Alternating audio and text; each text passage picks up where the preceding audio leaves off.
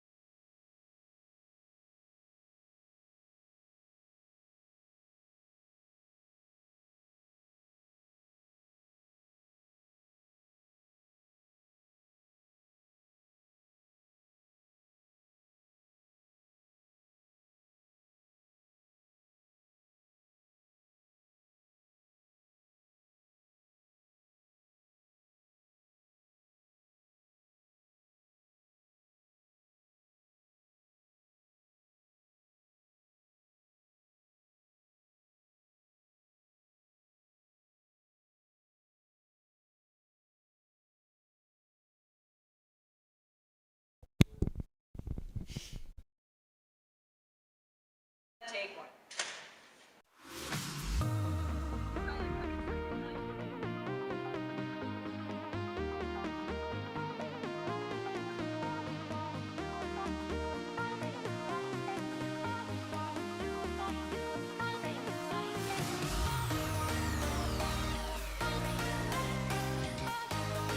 My name is Kaylee Tollison. I am a sport fellow here in the School of Communication. We actually had the opportunity last summer to go to LA for a 10-day trip. We got to go to the Staples Center. It is huge. Being in that space was an amazing experience because it actually helped me see where I could go in the future. My name is Spencer, and I am a part of the Publicity and Events Fellows program. We built a 3D tour of one of the dorms on campus, and we worked really hard to make it accurate using realistic lighting and textures. I'm Lena and I'm a media fellow. I was post-production supervisor on the documentary that we did last semester. And I was on site for filming as well to make sure everything was going smoothly. We have created a 5-episode series that takes you through what it means to be an emerging millennial in the design industry. Take 2. We are constantly able to work together. Rolling. I was the director of photography while we were out in LA shooting a documentary.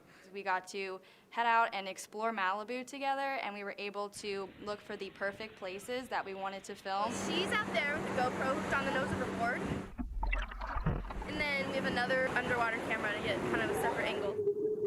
I love that. That was the best week of my entire life. I learned that there was a lot more than the scholarship and the LA trip. I learned that we all take classes together.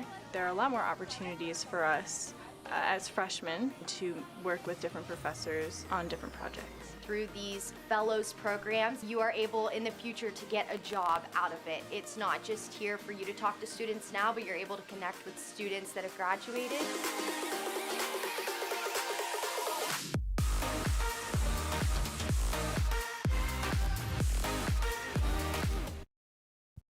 Good evening. Thank you so much for joining us for the 3rd annual Communication Fellows Internship Panel.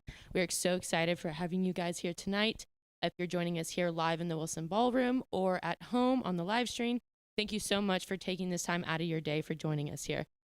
Tonight we have 8 internship people here that will explain what they did over the summer and give us a little insight into how you could maybe one day have your own internship as well. So let's get started with the first question. So, panelists, where did you intern and what was your role and what was your job? So I was an in-house drone pilot and video editor for a luxury real estate company where we really focused on getting videos of the community and areas around the Lake Norman area to bring in new buyers from around the country. And my name's Ava Stavridis. Hi, my name's Anna Harris, and I was an investigative intern at WBTV On Your Side in Charlotte. I was a remote intern, but I got to work with all the investigative reporters at the station on a daily basis through like Microsoft Teams, Zoom, and all of that. And one of the main roles I did was answer tip line calls. So if anyone had a story that they wanted to give to the station, I had to call those people back and interview them on what they wanted their story to be on. I helped edit interview transcripts, and I drafted public records requests for different district attorneys and police departments around the state. Good evening, y'all. My name's Mac Laborde. I was a corporate marketing associate at a software company based out of Raleigh called Jagger, and I did a kind of training rotation for 9 weeks total, 3-week rotation, and I did design, digital marketing, and some social, and it was a little bit business-sided internship, but I'm an MP major, and it really tied in well. So hopefully I can explain a little more about that.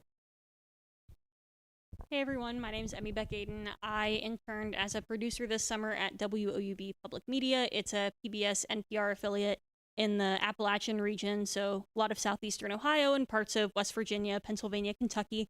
And my role in that is with public media. Oftentimes it's associated with like educational institutions. So PBS North Carolina is affiliated with the UNC system. The PBS affiliate that I worked at was associated with Ohio University. So throughout the year, they actually have students working at the station, but during the summer, they had 13 of us this year to produce the 6:30 evening newscast. So we had some reporters, technical crew, things like that, and I served as the producer for every evening's 6:30 broadcast.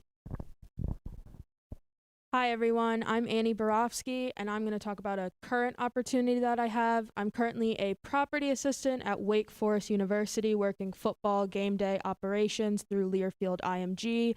So it's all game day operations on the field, in the booth. Really ties into my major. I'm a sport management major, and I hopefully will answer some questions about that as well. Hey y'all, I'm Hannah Brubaker. I interned this summer at the South Carolina Department of Transportation in the communications department as a public relations intern. And so whenever there was road projects throughout the state, whether it was road pavings or lane reversals, I would go and take video and photo of it, and then edit all the packages on Adobe, and then upload them to all Department of Transportation social media. Hey everyone, my name is Bella Caruso. I'm majoring in strategic communications, and this summer I interned in Valley City, Ohio for Valley City Builder Supply. Essentially, I was a sales, marketing, and building consultant. So I worked for a distributor, and so basically I sold rocks all summer. And I know that might sound a little funny, but thousands of more products. And so anytime, like the Nito's new arena that he just built, I would be the person who is selling all the products to build that, helping to design it, plan it out, doing all the ridiculous math for it, all that kind of stuff. So I help people dream or build their dream houses, $1 million buildings, all that other kind of stuff. So it had a lot involved with it. And then also I marketed the place and did so many different cool things.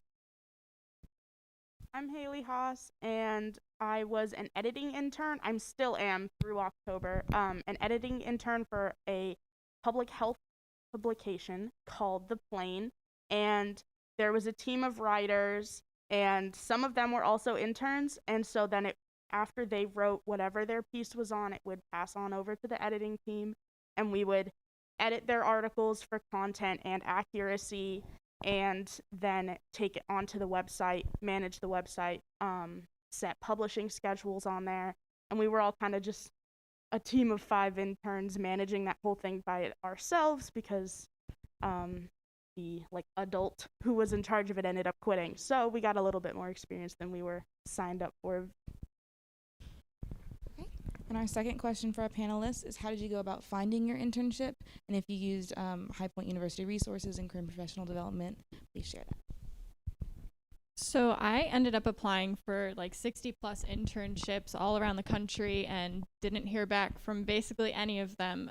So I was a little discouraged, but I thought that I could use my drone pilot license and my expertise in editing to try and get into the real estate market. So I actually just contacted one of the real estate offices in my area through the Contact Us page, and I just said, this is what I can do, let me know if I can help you. And I got a call a week later giving me the job, and I still have that job now until I have a real job. So I discovered my internship. I looked up editorial journal. I'm a journalism major. So I looked up editorial internships, communication internships, mainly in the South area. Tried to stay as close to home as possible just for financial reasons. And I ended up being remote anyway. I applied to a pretty large number too, and also didn't hear back from a lot. And WBTV was a station that I grew up watching, only lived 30 minutes north of Charlotte. So I was familiar with it, and I honestly almost didn't even apply there because I thought I wanted to do more of a political communication internship. I had one like that last year, and I really enjoyed it. And I was just like, you know what? I think I would like investigative. Let's just try it. So I ended up just filling out the application on their direct website and heard back pretty immediately. I actually got a cold call interview. I was at the gym. I had no idea they were going to call me. And I did the interview standing in the Greek Village gym. So they will call you at any time they want to. And I ended up getting the job a couple weeks later, and I took it. So that's how I found it.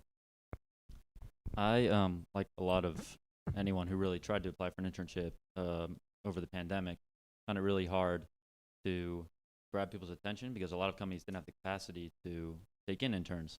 So I went first with volume and applied to, I think it was up to 30 plus internships. This was through LinkedIn, third-party sites, Purple Briefcase, which is now, they changed the name. But I worked with career and professional development, which helped me gain connections. And so I decided to then, once those 30 plus, I got a couple back, but one was in Idaho, some were scattered all over the place. And they weren't exactly what I was looking for. But so I started pinging connections through LinkedIn. On LinkedIn, it has your closest connections, and then I started going further, connections of connections, and eventually I ended up getting a call with someone who worked in the Raleigh area, but lived in the Atlanta area from where I'm from. And I got a call from him, and it was kind of similar. It was almost a cold call. It was really sudden, and I went through the interview process right then and there, and they were the head of marketing and sales, gracious enough to at least give me a shot to kind of prove myself, and then I from there was able to choose the rotation that I wanted to do, and very grateful for that opportunity. So connections were extremely important, and I'm sure still will be in the next coming years. Yeah, similar to everyone else, I applied to a ton, did a lot of cold calls on LinkedIn, either didn't hear back or looked on the portal months later to see that they hadn't done anything with it still. So definitely been a challenging year for as far as the internship market goes. This one I really just stumbled across. My parents actually saw like an ad in our local newspaper or something, or some sort of website. I'm not really sure how they found it, but they sent me a link, and basically just found it through local connections, and they were asking people to apply, and it was due in like a week. So I just kind of scrambled something together, put in my resume and cover letter. So that's why it's always really important to have like some sort of updated resume and cover letter, because some things can come with a really quick turnaround. But I submitted there and then got asked back for an interview a few weeks later, and it was a pretty short process overall, just because it was nearing the end of the semester. But definitely just kind of a happenstance stumbling into it. But like they said, just continue to look in every corner, because you're never sure of where you're going to find something. Yeah, like everyone has mentioned on the panel so far, applying and finding internships for specific majors was definitely challenging over the pandemic. As a sport management major, Dr. Luco, who is the chair for sport management, event management, and hospitality majors, she sends out a lot of different internship and just opportunities in general for all the majors. And last semester, it was probably mid-February, early March, she had sent out the Wake Forest property assistant role, and I knew that that was something I was super interested in. I knew of a few upperclassmen who had that opportunity. I knew that I wanted to make the most of that opportunity. So with a few different phone calls, we had meetings on Blue Jeans and Zoom with different directors, and now Danny O'Connell, who's my boss at Wake Forest. It was a super easygoing process, just because I really did practice talking about, not just what's on my resume, but why I'm passionate and why I think I would be a good role for the property assistant role. Just really, it's important to kind of know how to sell yourself with these opportunities, and not just how can you apply like your knowledge and your kind of expertise on the role, but what you can learn from the opportunity. Because going into it, I had honestly no idea how to work LED boards or the real like behind the scenes game day situations, and now feel like I learned so much and just have so much to give back to other organizations now. So I'm kind of the same as everyone else. I applied to about 60 plus internships all across the country and didn't really hear back from that many. But I kind of was lucky in the sense that I worked for the South Carolina governor over winter break, and so I kind of had a reference, and I was already in the South Carolina like government administration database, and so I went on that database and looked at what internships they were offering for the summer, and I wanted to go into PR, and they had a PR opening at the South Carolina Department of Transportation, which is where I ended up. So I ended up going there, and I went through like a bunch of different interviews, and I ended up getting it. But yeah. So again, just like everyone else, applied to over 60 internships, and with Stratcom, there's really a lot of different directions you can go per se. So I was just applying to everything. I got a few offers, but wasn't too happy. So I was kind of, I guess, complaining to my dad in a sense, that like I wasn't able to do something that I was passionate about. And one day he was like, you know what? I'm just going to take a trip. I'm going to drive like an hour and 20 minutes away to the middle of nowhere to go buy some rocks to redo the backyard and make it pretty. Saw this place, let me know about it. I was actually in the pool over in Village 1 and 2, and he called me and I got out. He told me about this place, how cool it was, and so I just went ahead and I called them up. There wasn't a job posting or anything else like that, but I basically gave my 2-minute elevator pitch per se, and they're like, okay, well, we don't have any positions, like everything's full, blah, blah, blah, blah. And I'm like, okay, well, no problem, but just, keep me in mind. I'll be keeping you guys in mind. And I called them back maybe like 2 different times, ended up finding the owner of the company and talked to her on the phone. And I guess staff below her said good things about me. And so they were really impressed with the fact that like I kept calling and following through. Like there wasn't a position, but I just wanted to like keep that relationship in case there's a position open in the future. At that point, I already had offers, so I wasn't thinking about the summer. But they were so impressed. They said, "Okay, you know what?" She called me actually as I was packing up to move out, like the day I was moving out of High Point.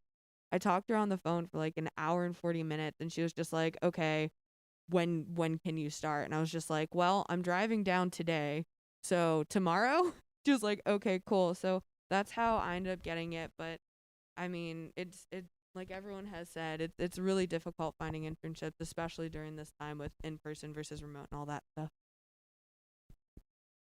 So yeah, I applied to probably a couple dozen internships through LinkedIn and a couple other of those sites. I ended up finding the Plane on LinkedIn, and I had already been connected with, like, the CEO of the company was like a third connection on LinkedIn. So I'd like to think that he paid more attention to me because of that, but I don't know.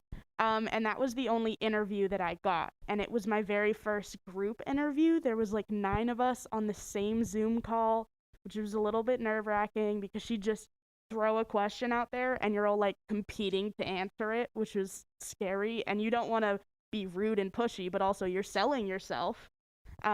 So I ended up getting it with 3 other girls, and it was really difficult. So the CEO has actually given us some more connections. We found out she's from my hometown, way in California, and she goes to school out here. She's a grad student. So she's offered me letters of recommendation and stuff for the future after this internship ends. So just really digging through your connections, like I think a couple other people have mentioned, can help make you stand out in a sea of candidates. Especially right now, we have no idea when we're going to be in person, when you can actually make your personality, make your mark on a person with your personality, because you have to be a little bit faded online. So definitely dig through your connections, use LinkedIn. Doug Hall was the one through like a Media Fellows colloquium to really push LinkedIn and interview skills on us. So I've been thankful for that. It seems like there's a wide variety of internships that we have up here, which is super fascinating. So thank you for sharing so much, you guys. You know, we're all part of the communication fellows here, and I would like to find out more about your majors as well. Some of you have mentioned it, and how the communication fellows has helped you grow within your internship. Did they help you get there? Was there a certain professor? How did they help you prepare? And things of that nature, if you could just expand on that. So I'm a media production major, and I feel like since I started my freshman year, LinkedIn has been a really big thing that they pushed towards us. And even though LinkedIn wasn't how I got my internship, I think it really helped me demonstrate like my skills. And they also pushed like making your own website, and that was something that I was able to include in that message to the company. So they were able to see what I can do and how I work with the drone and everything like that. So I think that really helped. And yeah. I would say for me, well, I'm a journalism major with 2 minors in criminal justice and strategic communication. And I would say the Comm Fellows helped me just like build connections. I got to know professors a lot better, and I ended up having like 2 internship offers prior to the summer. And I talked to 2 professors one-on-one of like, which one do you think is the better option for what I'm trying to do? It was kind of a complicated situation. And I definitely think that they advised me the best to choose WBTV. And there was actually a previous media fellow, she graduated last year, who interned at WBTV a couple of summers ago. So I also got to contact her and be like, what was your experience like? Which was also super helpful in making my decision. LinkedIn, that's how I applied through other organizations. But I would just strongly suggest like talking to professors and previous people within the program, because they have so much experience and they're willing to give you as much as they can. To add on that, I do think one of the most important things that we get out of being a Comm Fellow is the tight-knit group that we have of students and then also professors. And I think that the most important thing that I could draw from Comm Fellows is peer mentors, and just literally going up to professors that I've had in classes or haven't had in classes and know that they're involved with Comm Fellows, and having them as references that jobs or positions who are, if they're calling for references, that they would pick up and be able to say a couple things about me, or just looking for general career advice. I talked to a wide selection of professors from the journalism side all the way over to the MPE side or the multicam production side, and that proved very helpful in helping me find what I wanted to do career-wise, and also how I might go about the internship process. Yeah, similar to all these guys, I think that the ability to like build connections and have that really close-knit team environment, along with just all of the opportunities you get to build your own experience, were the main things that have helped me out, both get my internship and just build my portfolio in general. Coming into college, I thought that I wanted to be like an editor and do solely post-production. That's definitely not what I want to do now. I'm much more interested in like multicam production and things like that. I have a media production and entrepreneurship major and a political science minor.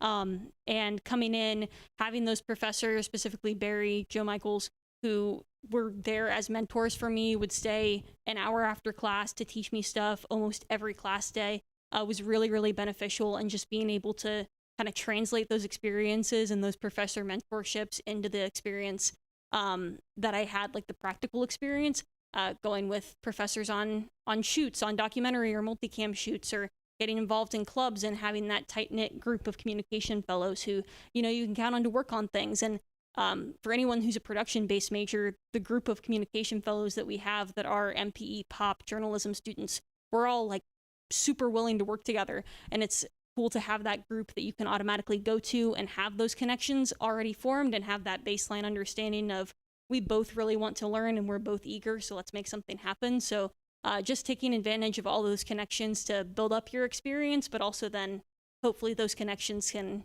prove beneficial later down the line as well. Yeah, like I've mentioned before, if it weren't for the upperclassmen that are media fellows, specifically sport fellows, I think I would have more of a challenging time kind of creating relationships with my bosses and just creating, relationships with future internships and employers. And specifically with the sport fellows, Dr. Arden Anderson does a really great job connecting us with either High Point graduates or just like people who work for the NBA or the MLB. I was actually did a informational interview with Jess Morgan, and she is the promotions manager at the Lehigh Valley Iron Pigs. After that informational interview that I actually had to do for a colloquium requirement, which was also another great benefit for the media fellows, again, pushing LinkedIn, practicing, interviewing skills, was offered an internship right on the spot for the summer and is something I'm considering for this summer. Again, just that tight-knit community. I know that Sport Fellows, and it's now open to all media fellows. We have a trip to a Rockers game this Saturday, not just to go to the game, but to have a tour with the facility and have a Q&A panel with some of the managers that work over there. So if it wasn't for this program, I don't think I'd have this opportunity to really learn about what I'm passionate about. And I just think it's a really great benefit to us as High Point students and media fellows.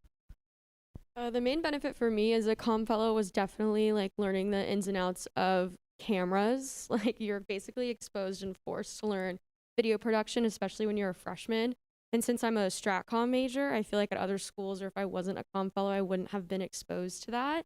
And since public relations, which is what I did this past summer and what I want to do in the future, is so video based and photo based as well, especially on social media, it's super important to know all of the inner workings of a camera and video production as a whole. And so definitely like being able to be exposed to that and having that upper hand also in just the interview process when you know how to work a camera and you totally understand it, is definitely a huge deal for me and presented me with a lot of opportunities in the interview process. And that was like the one thing that I felt like I had an upper hand in certain interviews when I was talking to people, because I knew how to do that. And so when I did have projects on sites and stuff, I immediately just knew what to do and I felt comfortable doing it by myself. And that's definitely because I'm exposed to all of this as a comm fellow. So being in strategic communications, I know I already said this before, but it can really have a very wide range of areas that you can go into, which is what I really liked about it. But specifically being a comm fellow, it's about the fact that you have such a tight-knit community with a diverse ranges of experiences. I mean, like everyone on this panel, you know, we're in different majors, we've had different experiences, but the fact that we can all come together and talk about it is awesome, and it's something I've definitely taken note throughout the years. And then having, you know, fellows who are older, you know, now graduated, but talking about their experiences, their tips, the hard aspects in this industry, the fun parts, all the ins and outs, not only that you learn in the classroom, but also with your peers, is super helpful, just going ahead and listening and taking note. And I was able to use that in my internship because I was able to kind of empathize and connect more and build relationships with so many different people, which is why I was able to kind of grow in the totem pole. And because that relationship building, I ended up being third in the company after my after a month there, which people were kind of confused about. But I was able to do that because of the relationship building that you do with your peers in comm, because of all the understanding and knowledge that you get in so many different businesses, and it can help you grow as much as you want to, I guess. So that was really, really exciting for me. I love the classes together. Pretty similar to everyone else. I know everyone has touched on that freshman year colloquium that forced us to make a LinkedIn and start thinking about portfolios and resumes and cover letters. I wouldn't have made a LinkedIn otherwise. I had no idea what LinkedIn was before that class. And then the next semester I had graphic software packaging with Brian Hegney, and he really, really emphasized LinkedIn. Like, it was a whole assignment. You had to have a headshot that matched your major's vibe.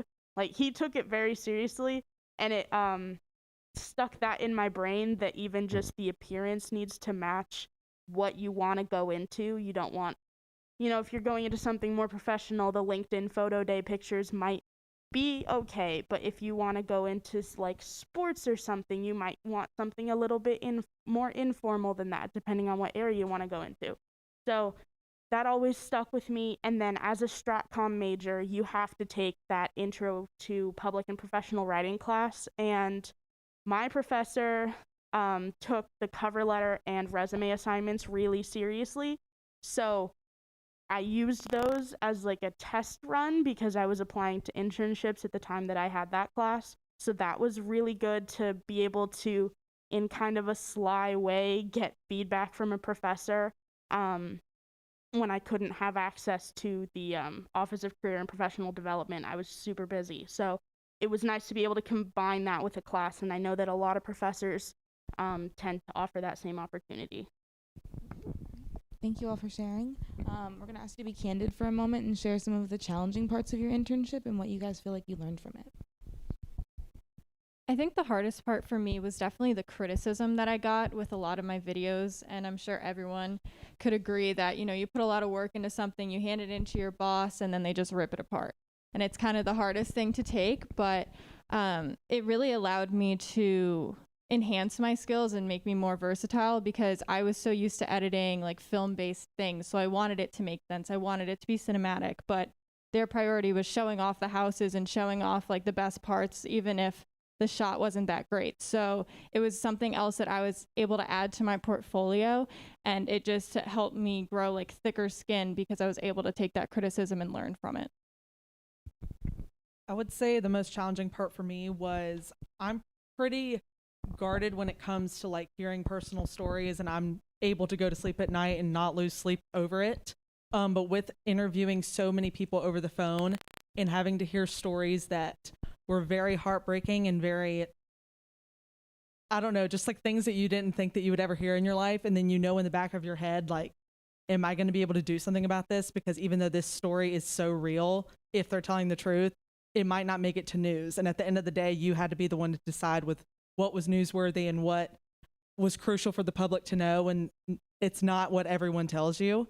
And so I would say the hardest part was just being able to define what was newsworthy, but really be able to hear a lot of tough information and be able to move on from it. So if you're wanting to go into journalism, I think one of the biggest things that you need to know is like, you're going to hear some horrible stuff and you got to be able to move on and take it. So, and if you can't do that, then like, this is not the career field for you. So that was like hard to understand, but I think it helped learn a lot more about myself at the end of the day. I think the most challenging aspect of my experience was that my internship wasn't strictly media production. It was primarily a business culture. It was very structured, very organized, as marketing normally is, and it was very uncomfortable at first working in a company. It was B2B, so I wasn't working with any customers directly. It wasn't individual customers. The consumers were primarily other big companies, and it was an international company. So most of the people that I reported to were abroad. So I'd have to get up early for meetings because it would be 7 a.m. in England, but 2 a.m. in Atlanta. So that was a little bit of a road bump, but also just I found it hard to really embrace the fact that not everything was open to creative thought. It was very structured, like I said, but eventually, once I found my way in to within the specific areas like social and design specifically, I was quickly able to settle in and find that room for creativity. But it just took a little while to get over the fact that there were people looking over my shoulder, monitoring my progress, but also I did have the creative freedom that I was looking for and was used to in MP. I think the biggest thing for me was probably just the learning curve that came with it. When I applied, the description was technical crew. So I was thinking, okay, cool, like I'm going to go in, operate a camera, like I can figure out how to do that. And then I got the acceptance email and it says that I was producing a show.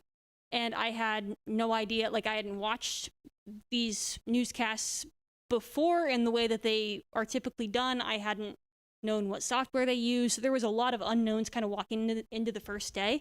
But walking in, it was just a matter of just understanding, like, I don't know this, but I need to put in the extra time to figure it out before our first show. I joined the team a week and a half before the first broadcast that I produced. So definitely just taking the time to learn all of the software and the ins and outs, and then being able to lead a team to go along with that. So trying to teach myself how to teach others was definitely a challenge, but something that I can take and apply in other situations too. And then just the adaptability that comes with news in general that I'm sure Anna probably experienced in her internship as well. Just figuring out, we go on at 6:30, but there could be something breaking at 5:30 and we have to figure out how we're covering it before the broadcast, or maybe there's something that we were planning to cover, but we needed another interview, so we're going to have to push it off to the next day. So stuff like that was just, again, a learning curve, but something that was a really beneficial experience, just getting to understand how the news industry works a little bit more, how kind of the public media branding is a little bit different than commercial news. So all of that stuff was really interesting to learn, just definitely a big curve to figure it out. Yeah, adaptability is super important in the sports industry. I'm not sure if many of you know this, I had no idea, but football games, basketball games, every type of game, college, professional, are all scripted beforehand. And even though you have like a play-by-play, time-by-time, playbook, things do not always go by hand, and there are some mistakes that happen. So learning how to adapt to different situations while also running around to, you can be on the field down 1 second and need to be up in the press box 5 minutes later. If elevators are locked, stairwells aren't open, security is giving you a hard time, it's really just learning how to bounce back and kind of just learn from those obstacles. So at Wake, there are multiple positions that we do as interns, whether that's controlling the LED boards, we do dance cam, fan of the game, we do seat upgrades, we do game ball presentations, we work with sponsorships, and we do presentations on field during, when there's a guy in a red hat and he runs around and he gets to call when we go on break for TV, for commercials. So all of that is all pre-assigned and pre-arranged. So learning that and just picking it up super quickly is really important, because you are drained by the time kickoff happens. Kickoff, say that's a 12 o'clock game, you have to be there 5, 6 in the morning, setting everything up, preparing everything. So it's just super important to be adaptable and just learn from the ones who work above you, ask them for advice while also just trying to provide everything that you can in you to make sure that your sponsorships, people in the press box, are doing okay. and getting all your tasks done for the game. Mine's kind of similar to Ava's in the sense that the biggest challenge for me was definitely hearing criticism. I remember I was working on a video package that took me like a whole day, and I showed it to my boss and I thought I was so good and ready to upload, and he was like, I don't like the way you did this, go back and redo it. And I redid it like 3 to 4 times. And then finally, he said it was good and it got published, but it's just really important to take that criticism that you get from your employer with a grain of salt and really make sure that you learn from it and want to do better rather than getting upset by it. But that was definitely the biggest challenge for me. So for me, the biggest challenge was, I guess, jumping into a place. So first of all, it was a family-owned company. It was really, really small. So it was super, super, super packed, tons of people in there at once. So you really had to delegate your time properly. And that was something that was hard to manage at first because you just want to talk to people. And I mean, I was consulting with them. So it's hard to cut that time short when you're trying to help them build their dream home and things like that. But veneer stone, so like stone on the outside of a building, the ones that look nice, not brick, those normally before COVID would take 2 to 5 days to order and get. Now it took between 2 weeks and 46 weeks. So, which was absolutely crazy because the demand for it, everyone's in their homes. The demand for it became so high before people could actually go ahead and produce that much product. The issue with that was that, you know, people go ahead and we're booking contractors and builders were booked out a year in advance. They only have an allotted amount of time. People are spending thousands upon thousands of dollars. And, you know, we have to go ahead because we're partnering with contractors and builders. We have to go ahead and help them and maintain that relationship. We're the liaison between them and the homeowners or the company that they're building for. And so it was difficult to go ahead and manage situations where sometimes people were in tears because they're 70 years old, spent their whole lifetime saving their money, and now they can't have the thing that they wanted and have been dreaming about for years. And so people's jobs were literally on the line. We wanted to make sure homeowners were happy, business people were happy, so then our contractors wouldn't lose their jobs. So it was almost like I had people's livelihoods in my hand, which was kind of difficult. But I learned a lot from it. And again, building relationships, maintaining relationships. And I was only there during the summertime.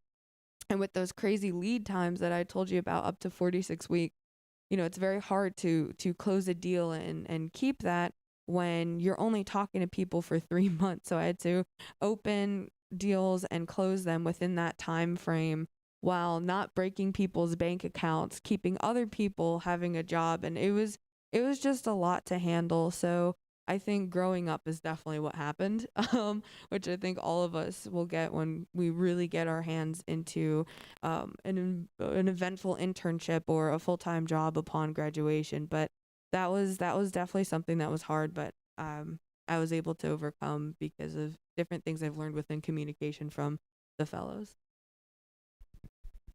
I would say a little bit different. The hardest part of my internship has come in the past few weeks as we were all hired staggered, and so all of our contracts end at different times.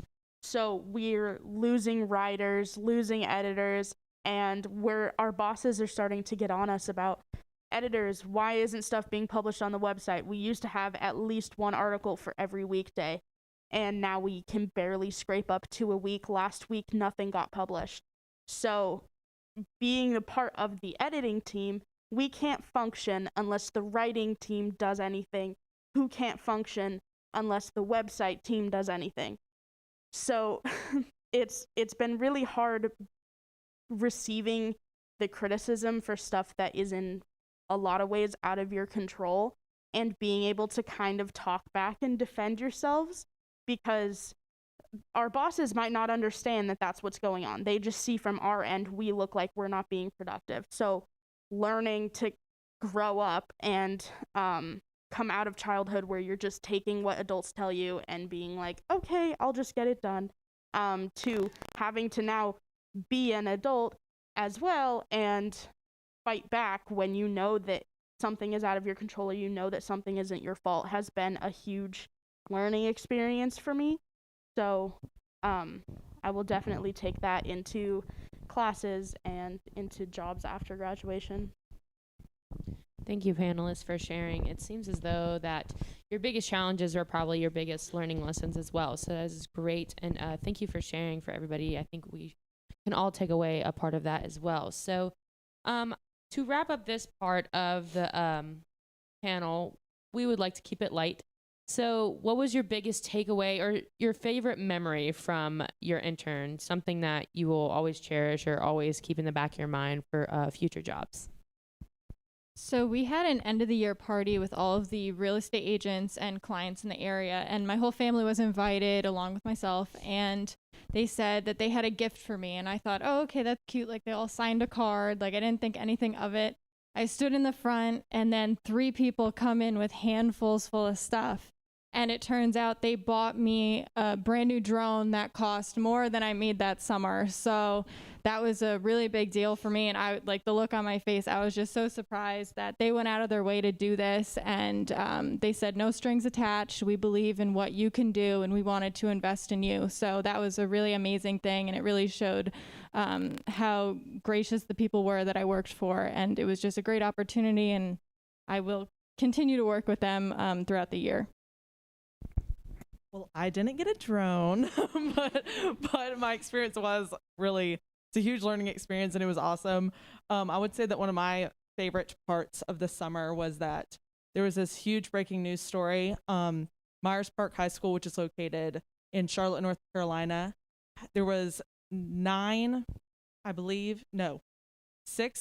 sexual assault allegations over the course of 9 years that were reported both to that principal and to Charlotte-Mecklenburg School Districts, which is where the high school was a part of, and the principal nor CMS schools did anything about it. So it was discovered by the chief investigative reporter at WBTV that nothing was ever done. And so that's who my boss was, and he got to cover the entire story and break it to the public.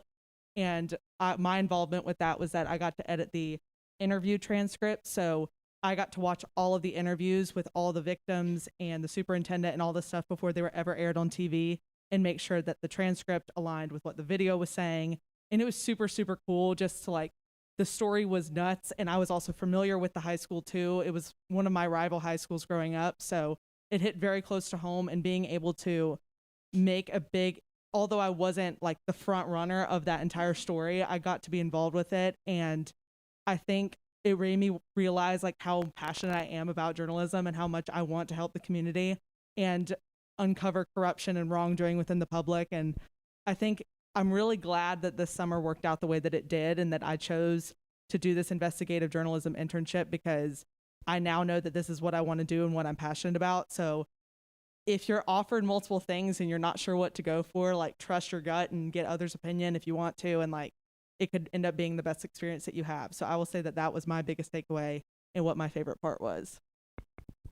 My favorite memory was actually from the first day of me actually working, and it was early, and I was about to present myself to the entire sales and marketing team, which was probably 150, 160 people, and they had me prepare a couple slides, and I had to introduce myself.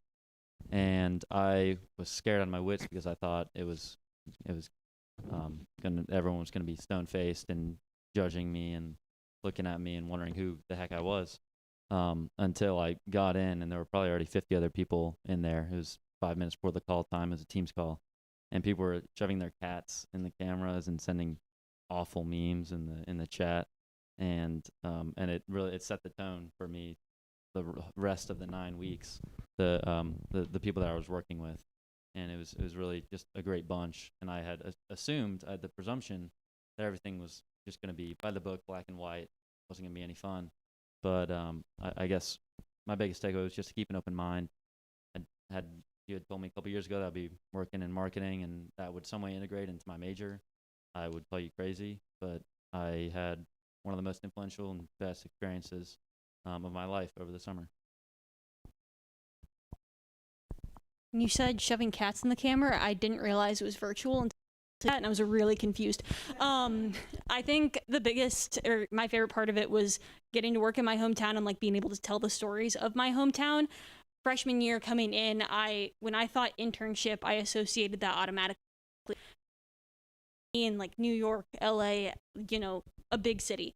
And that's kind of what I had like originally thought, okay, that's the standard. But there are so many cool opportunities that I would say arguably you get more out of when they're close-knit, really hands-on.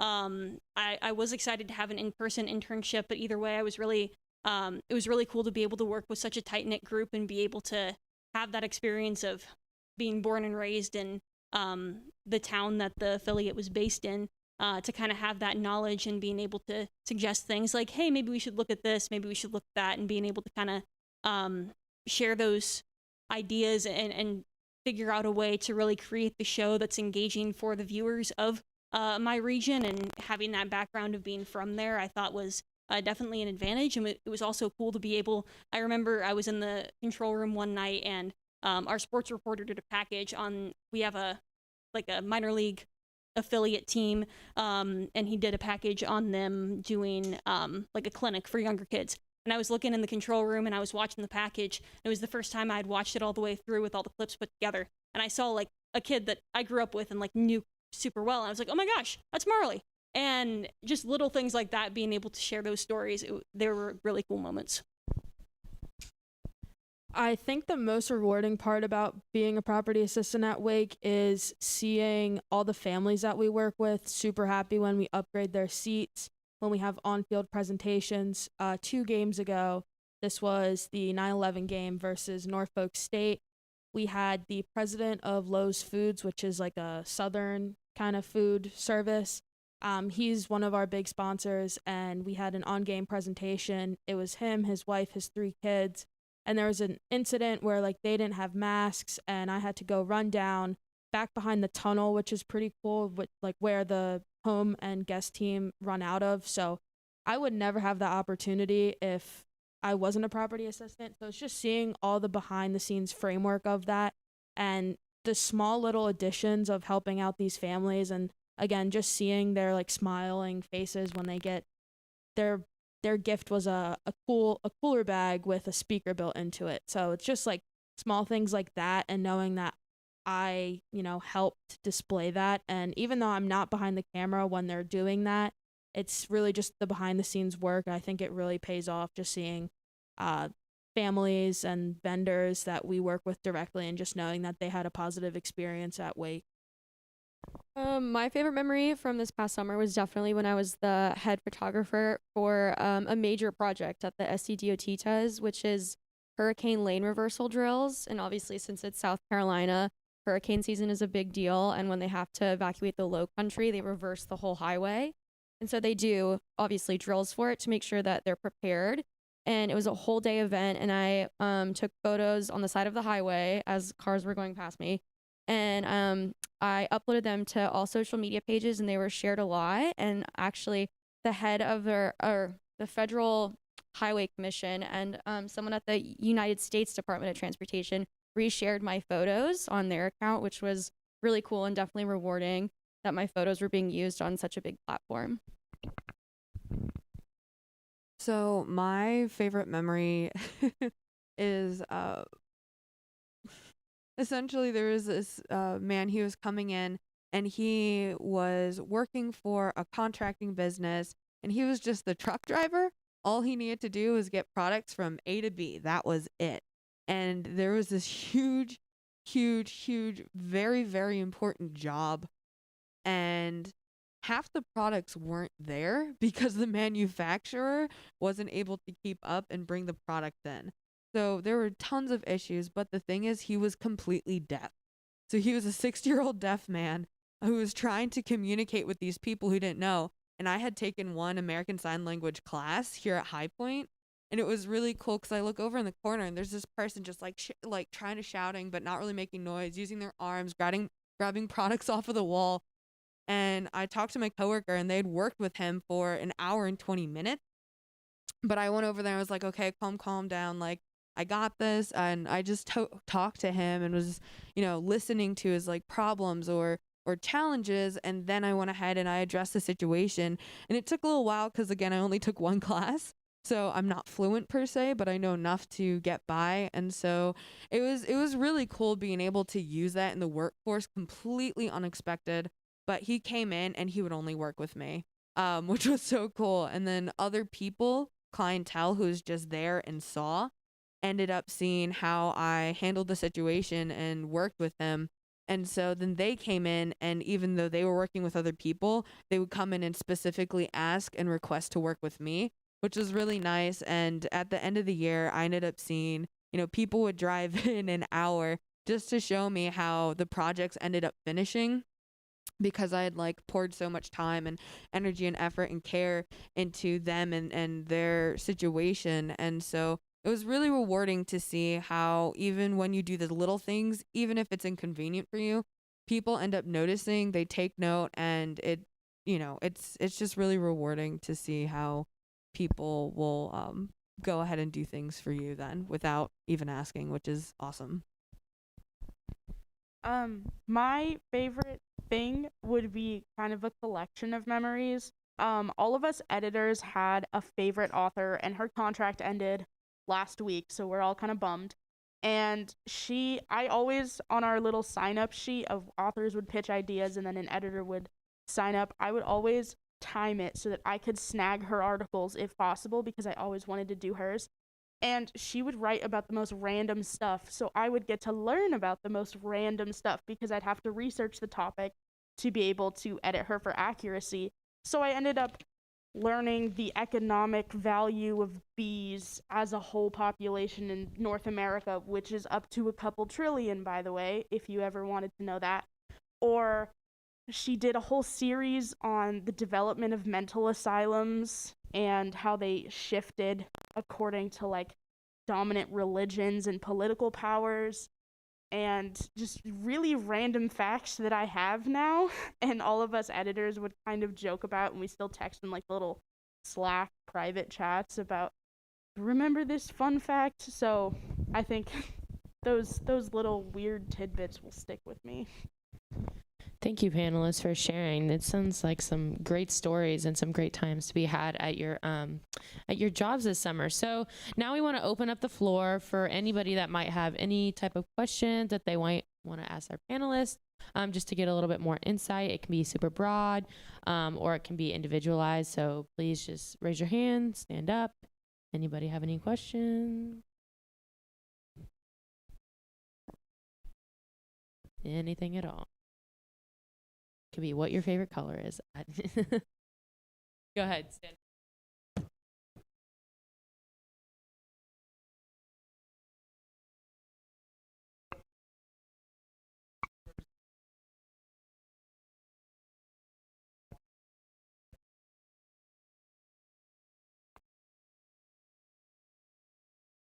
Does anybody want to answer that?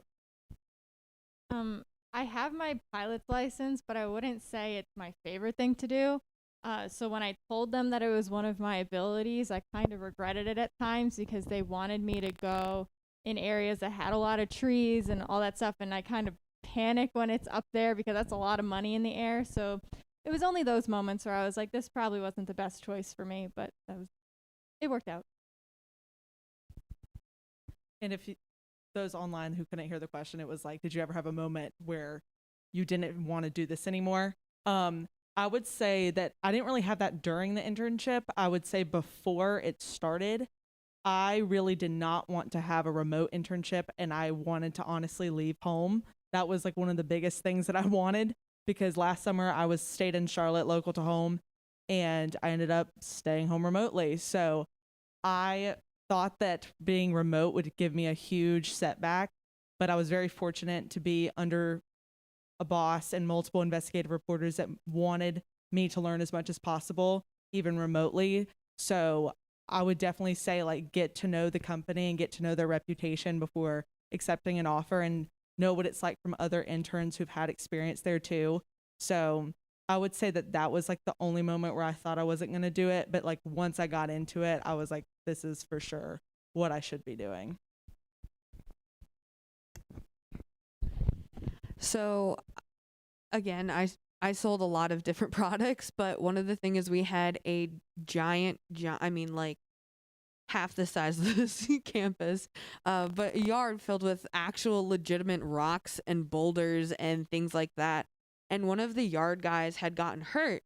And so they're like, you're an intern. Go help them out there. And I'm like, are you kidding me? I have my wedges on. Like, I have 2 inches of heels on right now. And I have to go outside on gravel and I have to go move boulders. I'm like, I don't even know how to do that. Like 50-pound, minimum for lifting weights. Okay, that's like 2 tons. And I don't know the machinery and all this stuff. So we ended up moving a boulder and it hit my ankle and I fell down and I sprained my ankle and I was like, I did not sign up for this, okay? But it's a family kind of company, and so it really was family, and they're like, oh my gosh, and so they came out and helped me. It was honestly kind of hysterical. I was laughing pretty hard as I was in pain, but at that point I was just like, what am I doing here? Like, it's just rock. Like, people are literally buying rock. Like, just go get it yourself. But it was more than that, and I just remembered that, so it was worth it. And one other time, they're having a huge event and there's this popcorn machine and someone did not clean it and the butter was like everywhere and they were like, oh, intern, go do that. I was just like, oh, again, I did not sign up for this, but I guess I'm the intern. So there's a classic intern, give me a coffee kind of moment. And so at that point I was like, I don't want to be here, but I ended up doing it and it was worth it. And there's always kind of those funny stumbling blocks per se. Do we have anybody else? We have time for one more question if anybody would like to. Yeah, go ahead, stand up.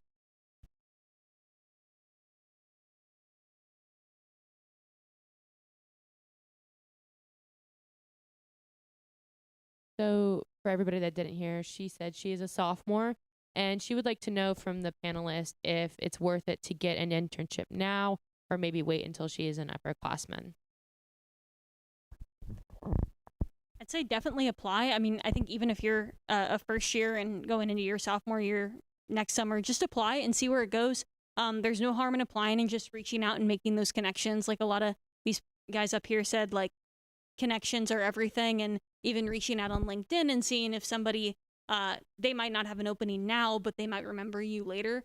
I remember one of my professors telling me about someone who going into his junior year applied absolutely everywhere and didn't get anything, but people remembered him and then asked him to apply the next year. And then even if you guys, like, if it doesn't work out to get something, just use the experience that you have to try to get your foot in the door with anything. So whether that's production, doing, freelance work, or event management, seeing if you can help out like a family-owned company, things like that, just anything to get the experience and build up a resume, even if it's not an official internship.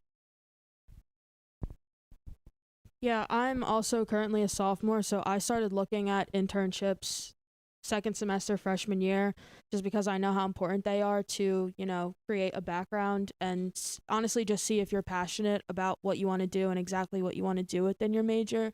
So I think just even like I'm not super passionate about the media side of things, but I definitely would like to have an internship or an opportunity just to see, okay, maybe I just haven't had the right experiences with it and it'll really just shift my perspective. So even like Emmy said, it's not an official like internship, just like grabbing any opportunity you can that will help you find something that you're passionate about or would possibly want to do one day. Kind of bouncing off of that, I'd say definitely go ahead and apply. Like Emmy said, it doesn't hurt, and if you do end up going ahead and getting it, not only can you learn what you're passionate about, you can learn what you actually like really hate, which is just as valuable in my opinion. So, I've had at least one internship every single summer, and I mainly learned through these last summers things that I really didn't want to do. Like, I was like, I'm going to go into PR. This is what I'm going to do. And then I got there and I was like, okay, I'm miserable. I'm like, I want to call in sick. And I'm like, wait, I'm not even sick. You can't do that. But, it definitely helped change the trajectory of what I'm doing. And it also helped me pick like my major electives.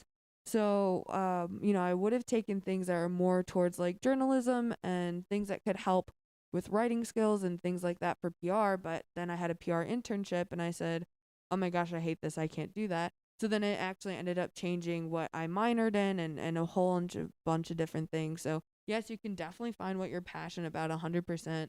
And you can also find what you don't like, which can be just as valuable. And it's the networking and all that sort of stuff that can definitely come in down the line, like Emmy said as well.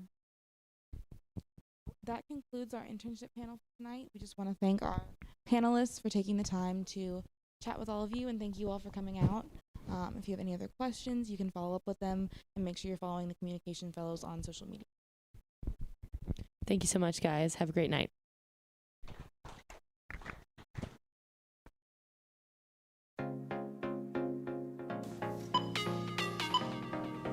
This is the School of Comm here at High Point University. I'm Caroline Pekovic. I'm a junior. I'm from Cleveland, Ohio. Let's go in. So here we are in our very own screening room. We watch and analyze films for class in here, and we also watch our own short films that we make for class in here. Hi, I'm Isaiah Hardy. I'm a sophomore here at High Point University, and I'm from Fort Wayne, Indiana. I'm sitting here with Andrew in the equipment room where we have over 40 cameras for students to check out for their production.